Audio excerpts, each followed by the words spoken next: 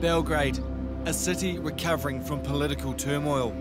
In the 1990s, it erupted into full-scale war that wreaked havoc on millions of families and left lasting economic impact.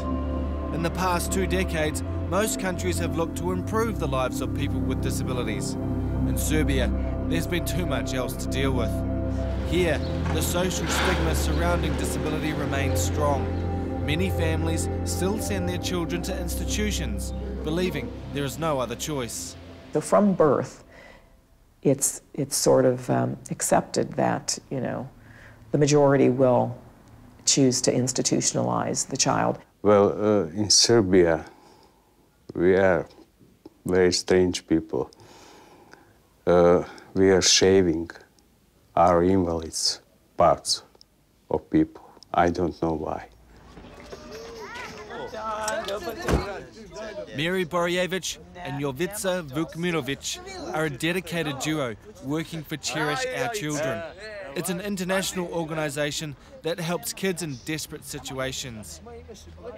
Mary's lived most of her life in the US, but when she came home to Serbia in the 1990s, she was struck by the way children with disabilities were treated and wanted to make a difference. Jovica is her right-hand man. Together, they support dozens of young people with disabilities. All of these kids were moved away from their families and placed into orphanages and institutions.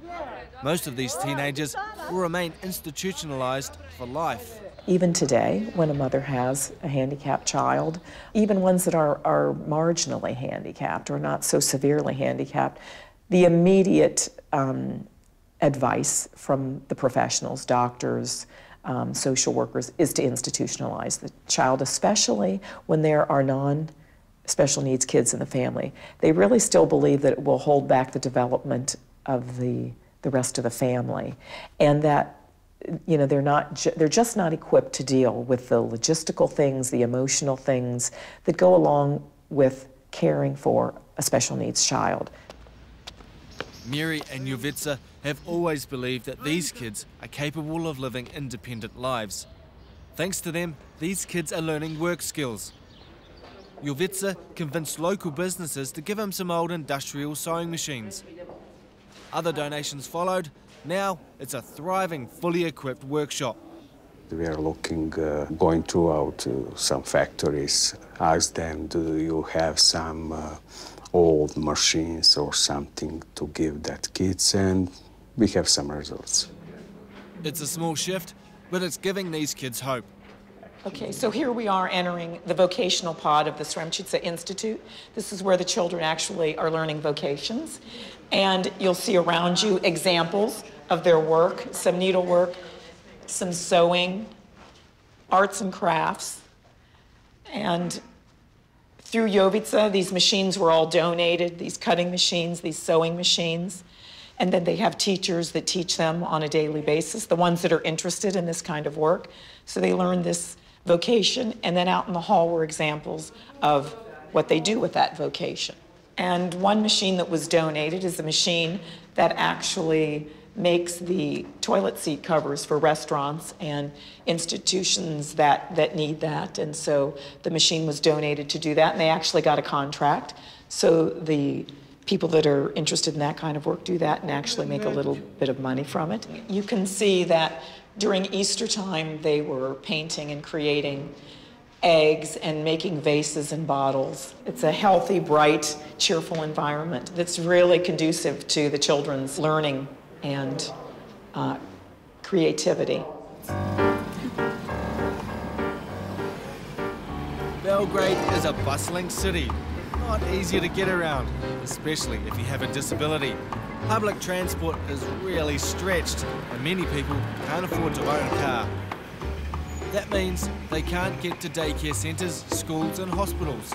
They can't access the medical care and support services they need.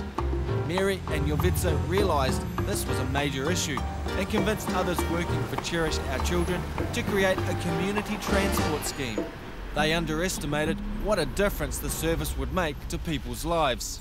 The name of the program is called Community Transport, and it was created to provide the necessary transportation services for handicapped kids to get to the resources that are necessary for their survival, to get to special schools, special clinics, daycare centers.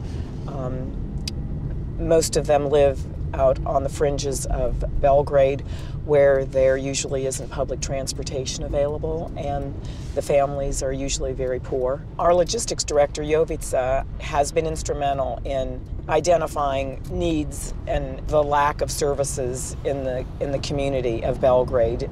Because his son is autistic, he's spent over 20 years trying to get access to resources for his son, and as a consequence, he became involved with many, many, many families who have the same issues to deal with.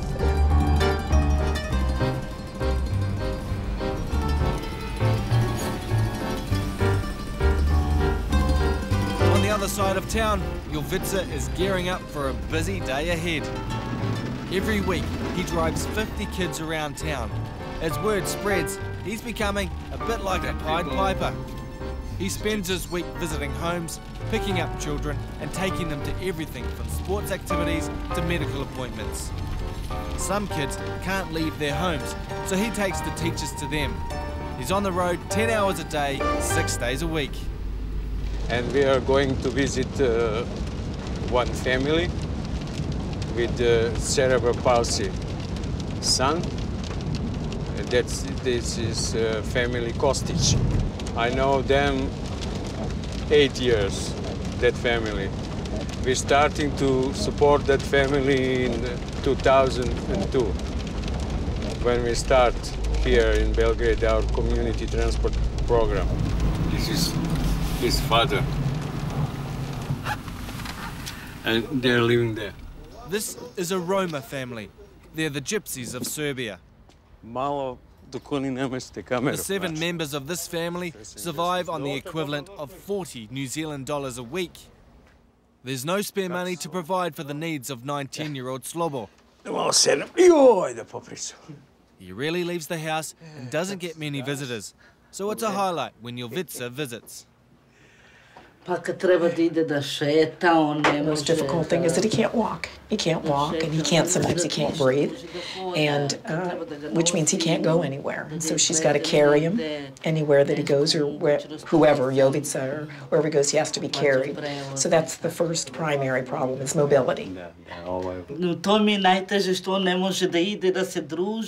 It's so hard for her to move him, and with Jovica, she's able to go places, but he really wants to go to school, and now bringing the teacher here is a big, big change for them, positive change.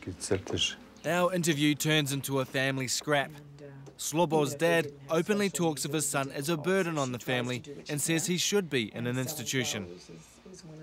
Slobo's mother has fought against that since her son was 5.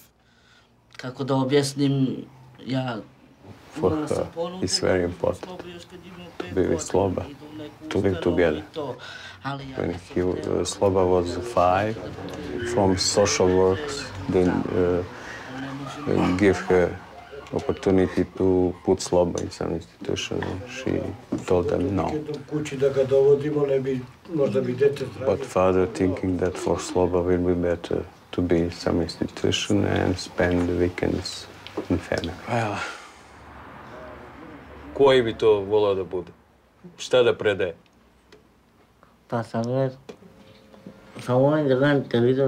He loves to spend mostly time looking TV and to painting.